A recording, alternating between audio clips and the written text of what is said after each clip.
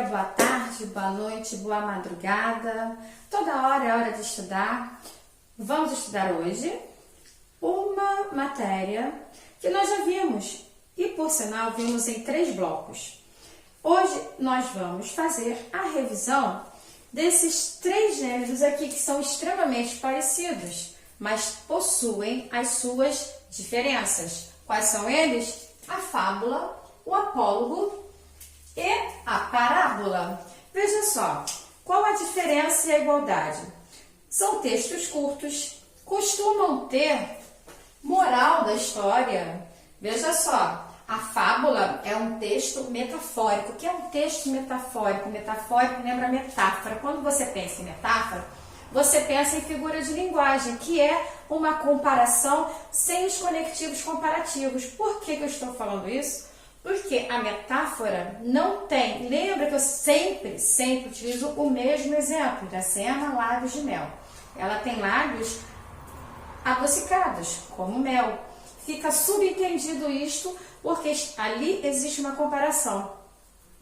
Não está dizendo que os lábios de Iracema são tão doces quanto mel, tão quanto são elementos comparativos para que você veja a presença da comparação na oração, visível, facilmente.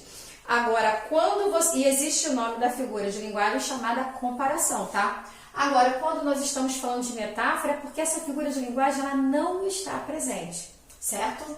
E a fábula é um texto metafórico. Apólogo e parábola também são metafóricos, assim como também todos eles têm uma moral. Todos eles são moralizantes.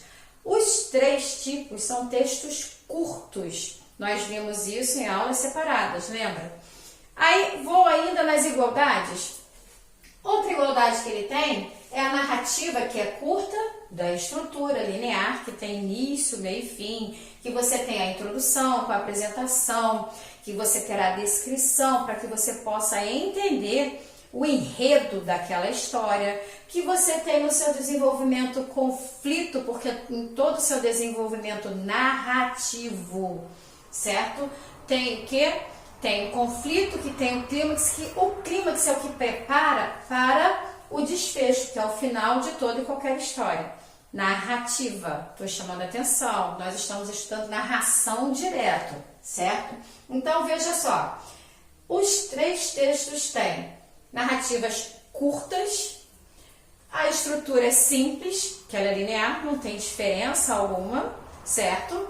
As 3 fábulas, o apólogo e a parábola, essas 3 matérias aqui, elas são curtas e são textos, tá? Essas são matérias que quando caem no Enem se confundem, porque a pessoa fica, caramba, é o que mesmo, hein?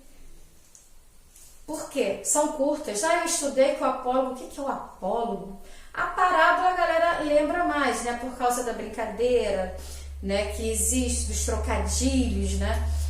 Agora, apólogo, fábula, você pensar nas histórias na fábula e de repente você cai naquele livro de fábula grosso. Não, esse daqui não pode ser fábula. Então veja, eu fiz questão de trabalhar os 3 separados e hoje revisar os 3 com suas igualdades e diferenças. Então veja, os 3 possuem narrativa curta de história, de estrutura linear, a introdução, o desenvolvimento, onde tem conflito, que é o clímax, né, o ponto auge da história, que prepara para o desfecho. É sempre assim? Sim, é sempre assim. Público-alvo de qualquer faixa etária para os 3. Dependendo do gosto da pessoa, qualquer um pode ser interessante. É claro, se você parar para analisar, né, vai depender do gosto de cada um. Há pessoas que não gostam de fábulas, mas há pessoas que gostam das parábolas. Por quê? Porque a parábola, se você parar para analisar, parábola lembra o quê? Lembra o sermão. Posso contar aqui? O sermão. Lembra o sermão? Na igreja tem sermão, não tem? O padre não prega? Tem sermão. E se você parar para analisar, ele prega um texto. Padre, igreja no geral, né? Até porque a parábola, ela trabalha com a sociedade, ela é voltada à sociedade, e assim também como ela é voltada à religião. Tanto é que esse é um comparativo. Costuma ter nas parábolas? Sim, costuma ter nas parábolas. Mas por que que tem isso na parábola? Porque a parábola, ela tem, olha o diferencial desses três textos. Além da moral, qual vai ser, né? Eu tenho personagem, porque o meu personagem na parábola são os seres humanos. Então, muitos podem gostar mais da parábola, adultos principalmente podem gostar mais do que o apólogo e a fábula. Motivo?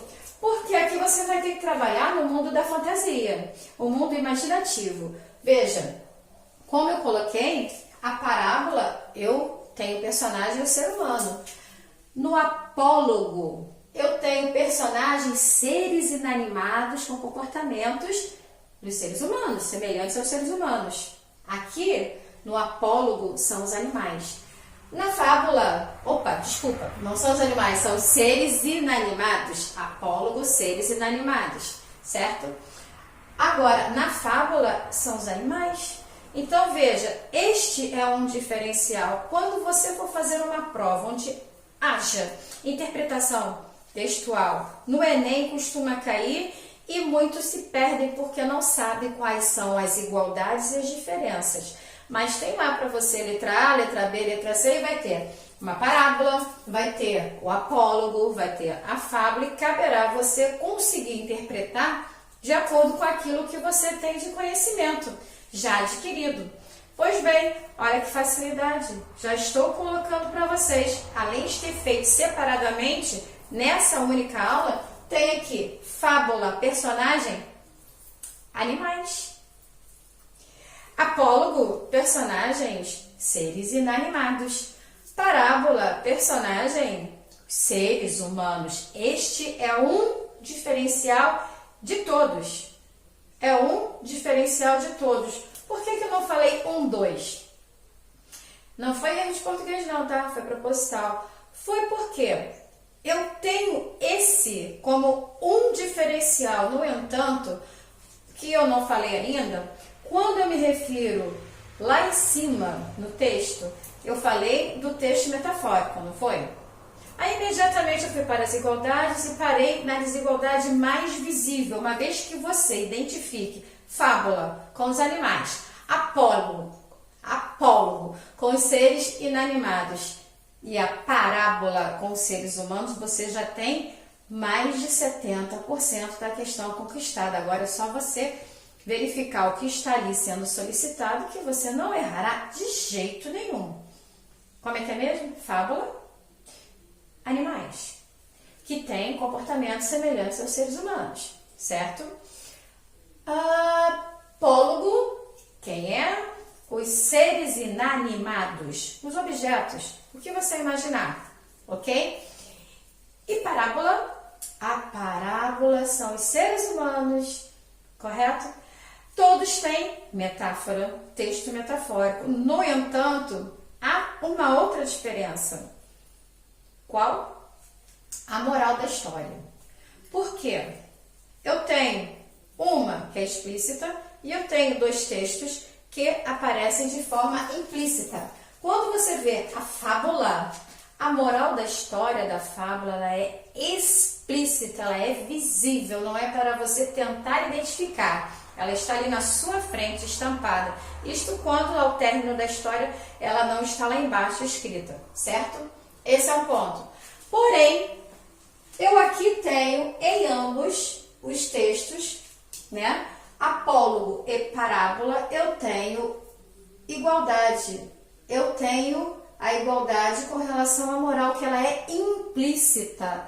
Porque aqui a ideia é levar o leitor a identificar. Lembra sobre a história que vocês viram lá, sobre o vestido, né, que está lá no texto de vocês, falando do apólogo? A história, eu gostei da história, do novelo, quem apareceria mais, né? Então, veja, eu tenho aqui a presença, neste texto, eu tenho a presença implícita. No final das contas, caberá a quem está lendo identificar, não estará tão visível.